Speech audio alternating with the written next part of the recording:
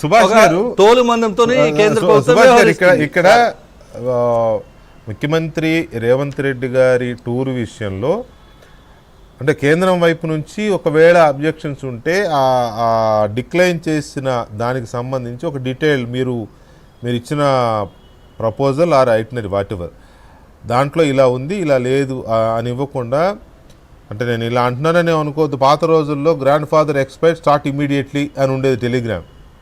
ఎందుకంటే డబ్బులు ఎక్కువ అవుతాయని టెలిగ్రామ్ 4-5 పదాల్లో ఇచ్చేవాళ్ళు. పదాలకి ఇంత లెక్కేసేవాళ్ళు కదా టెలిగ్రామ్స్ పాత రోజుల్లో. మీ చిన్నప్పుడు మా చిన్నప్పుడు కూడా అదే కదా సిస్టమ్. అలా ఇవ్వడం అనేది ఎంతవరకు కరెక్ట్ ఒక ముఖ్యమంత్రికి అనేది పాయింట్. రెండవది అక్కడ కలిసిన వాళ్ళు ప్రొఫెసర్లు చాలా ఇంటలెక్చువల్ పీపుల్ ఉన్నారు. పైగా వాళ్ళు ఇండియన్ ఆరిజిన్ ఉన్నవాళ్ళు ఆల్రెడీ ఇండియన్ సిటిజన్స్ కూడా కొంతమంది ఉన్నారు. ఇలాంటి వాళ్ళని కలిస్తే తుగుడే గ్యాంగ్ను కలిశాడు ముఖ్యమంత్రి కాబట్టి మేము రద్దు చేసామని చెబితే ఇప్పుడు రేవంత్ రెడ్డిని కూడా తుగుడే గ్యాంగ్ మెంబర్గా మీరు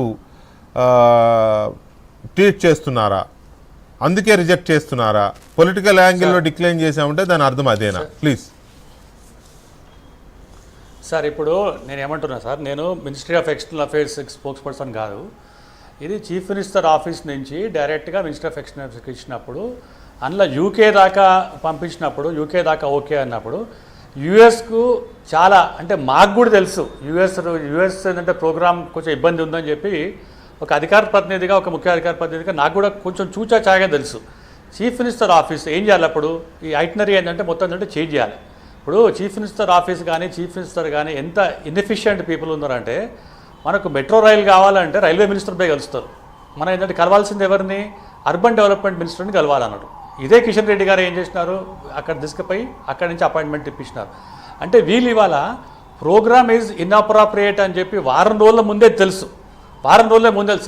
నాకు తెలిసినప్పుడు మీకు తెలిసినప్పుడు మీడియా వాళ్ళకి తెలిసినప్పుడు మీకు ఏంటంటే ఇంత సీనియర్ జర్నలిస్ట్ మీకు తెలిసినప్పుడు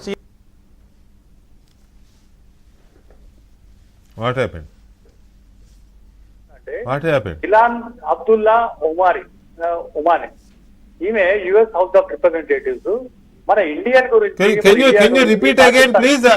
టెక్నికల్ ప్రాబ్లం వచ్చి మళ్ళీ రిపీట్ చేయరా మీరు చెప్పింది ఇప్పుడు?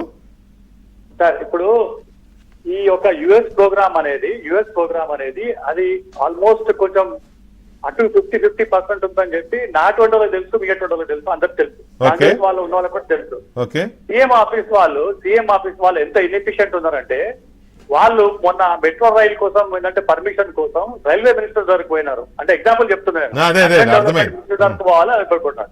ఇది ఇందులో ఒక 15 రోజుల ముందు ఇప్పుడు సీఎం ప్రోగ్రామ్ అంటే ఇవాళ రేపు అంటే ఇచ్చింది కాదు కదండి. ఇప్పుడు మన తిరిగినట్టు టికెట్ కొనుక్కొని పోడు కాదు కదా, దానికి ఏంటంటే ఒక ప్రోటోకాల్ ప్లానింగ్ ఉంటుంది కదా. అవును, చాలా ప్లాన్ ఆల్మోస్ట్ 3-4 months బ్యాక్ ఉంటుంది. ప్లానింగ్ ఉంటుంది. అక్కడ వాళ్ళ అపాయింట్మెంట్లు కూడా ఫిక్స్ అవ్వాలి, చాలా ఉంటాయి, ఫిక్స్ అవ్వాలి. నేనేమంటున్నాను, రేవంత్ రెడ్డి గారు ఆయన ఐటనరీలో ఒక హౌస్ ఆఫ్ రిప్రజెంటేటివ్స్ లా ఉన్న ఇలాన్ అబ్దుల్లా ఒమానీ అనే ఒక యుఎస్ హౌస్ ఆఫ్ రిప్రజెంటేటివ్స్ లా షీఈ్ యాంటీ ఇండియన్. పాకిస్తాన్ కి పోయి పాకిస్తాన్ నుంచి పాకిస్తాన్ ఆక్యుపైడ్ కాశ్మీర్ కూడా వచ్చింది సార్. ఆమె తోటి మీకేం పని అని చెప్పి ఆమె ఏంటంటే ఇక్కడ ఏంటంటే ఇన్వెస్ట్మెంట్ చేస్తుందా? నేనేమంటున్నాను, సిటీ ఆఫ్ ఏంటంటే న్యూయార్క్ సిటీలో జోరాన్ మొహదాని అంటే మన ఏంటంటే మమ్దాని అనే మేయర్ తోటి మీకేం పని అని చెప్పి అంటున్నాను. ఇవి ఇప్పుడు మీరు నాకు డౌట్ న్యూయార్క్ మేయర్ మమ్దాని భారత సంతతి వ్యక్తి. న్యూయార్క్ మహానగరానికి అంటే అమెరికా ఆర్థిక రాజధాని న్యూయార్క్ మహానగరానికి ఆయన మేయర్. కట్టసీ సేక్ మీరైనా వెళ్ళి కలిసే అవకాశం ఉంటుంది అపాయింట్మెంట్ దొరికితే. ముఖ్యమంత్రిగా ఆయన వెళ్ళి what is wrong in that? New York mayor ని కలవడం అంటే ప్రెస్టీజియస్ కదండి. ఇదేమంటున్నా నేను, వారు అగేన్స్ట్ ఇండియా స్టాండ్ తీసుకొని వాళ్ళు పెట్టినప్పుడు మీరు ఏంటంటే యూనివర్సిటీస్ ప్రొఫెసర్ కలిసినప్పుడు ఎటువంటి ఇబ్బంది లేదు, ఇంకెవరన్నా కలిసినప్పుడు ఇబ్బంది. ఇప్పుడు ట్రంప్ ఉన్నాడు కదా, Trump himself anti India. Sir ఇప్పుడు మన మీద టారిఫ్లు వేస్తున్నాడు, మన పిల్లల్ని ఇంటికి వెళ్ళగొడుతున్నాడు, మనకు వీసాలు ఇవ్వడం లేదు, H1 ఇవ్వడం లేదు, స్కాలర్షిప్స్ ఇవ్వడం లేదు. మన వాళ్ళు బిక్కుమంటూ బతుకుతున్నారు కదా అమెరికాలో. Trump himself anti Indian now. మీరేమో ట్రంప్ విషయంలో మీకేం అభ్యంతరాలు లేవు. భారతీయ సంతతికి చెందిన మమ్దాని న్యూయార్క్ మేయర్ గా ఉంటే మనకేంటి బాధ? మీరు అక్కడ పోయి మీరు యూనివర్సిటీస్ ప్రొఫెసర్ కలిసినప్పుడు ఏంటంటే ఎటువంటి ఇబ్బంది లేదు. పోయినసారి పోయినప్పుడు ఎట్లా సీమింగ్లెస్లా ఆయనకు ట్రాన్స్పోర్టేషన్ దగ్గర నుంచి అన్ని అరేంజ్ చేసినప్పుడు మోదీ గారిని ఏమైందంటే మొత్తం పొగిడినారా? మీది ఇవాళ ఇన్అప్రోప్రియేట్ ప్రోటోకాల్ ఉన్నది, ఏంటంటే ఇట్ ఈస్ నాట్ మ్యాచింగ్ అని చెప్పి వచ్చింది అన్నట్టు. దానికి వాళ్ళు ఏంటంటే ఏమన్నా అడ్జస్ట్మెంట్ చేసినారా, ఇంకేమైనా చేసినారా? మీకు నాకు తెలిసినప్పుడు 15 రోజుల ముందు ఏంటంటే ఎందుకు తెలియలేదు? మీరు ఏంటంటే మోదీ గారి గురించి తర్వాత ట్రంప్ గారి గురించి అడుగుతున్నారు కదా.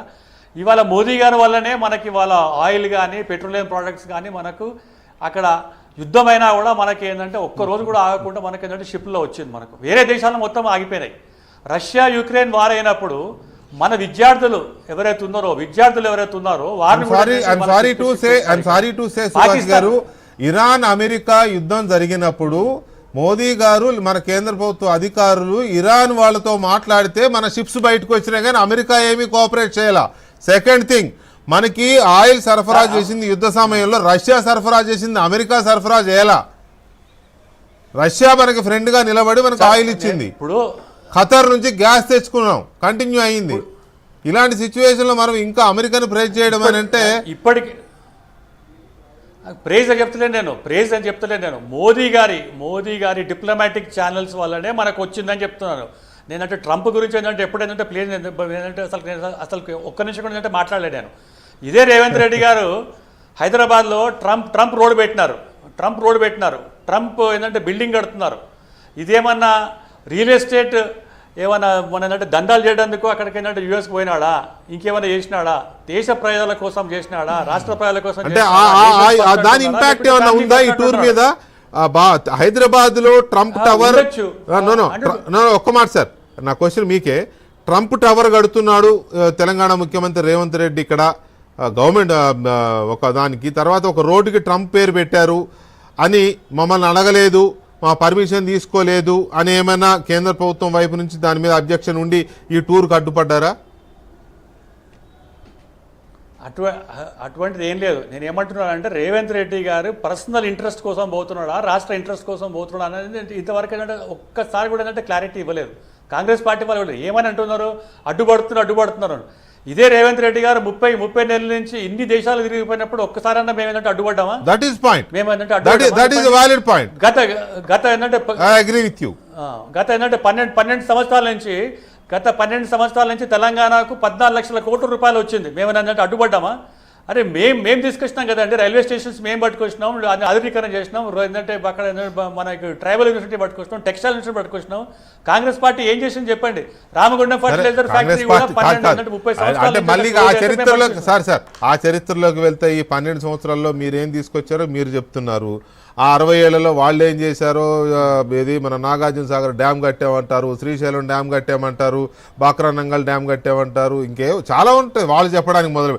ఇప్పుడు ఆ చరిత్ర అంతా నేను మొదలు పెట్టాను అనుకోండి, నేను మొదలు పెడితే నాకు 20 రోజులు కావాలా మీ ఇద్దరి ఇది తీర్చడానికి?